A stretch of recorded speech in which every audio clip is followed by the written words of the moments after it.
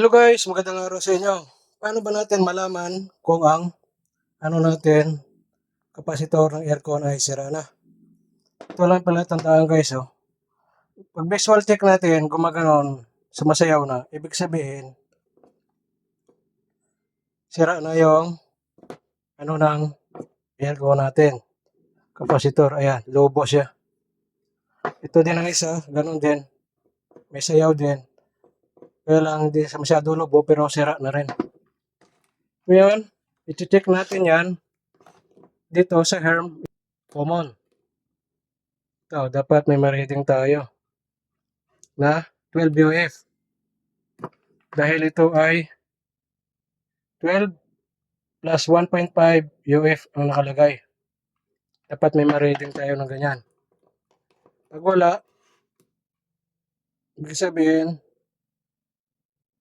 sira na yung kapasitor natin. Tapos, fan to common, dapat may 1.5 din ang nakalagay dito ay 1.5.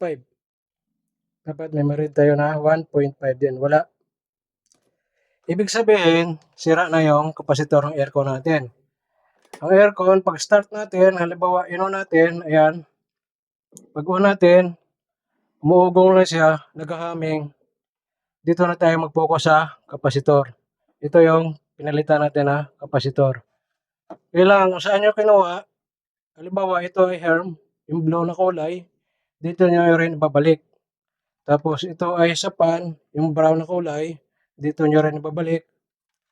At saka ito yung apat, dito sa common, yung C. Lagyan nyo ng tape ito para hindi maghiwalay, para pagbalik nyo, at saka pagpalit nyo ng bago ay hindi kayo maligaw. Yun lang guys, yung tips natin kung paano malalaman yung sira ang aircon kapasitor natin. Pag start natin, umugong, sa kapasitor tayo pupunta kaagad. Yan ang test natin. Ang pag-test ng kapasitor, dito tayo sa capacitance. Ito yung ng capacitance. Ayan. Isa-set nyo dyan sa capacitance.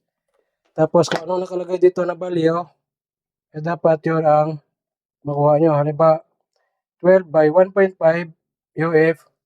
Dapat pag-testing natin dito sa Herm at saka sa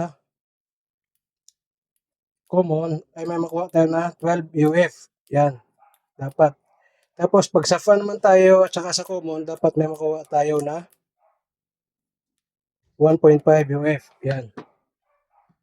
Dito, wag nyo na ito-testo guys. Dito lang, common, fan, common, or Herm. See?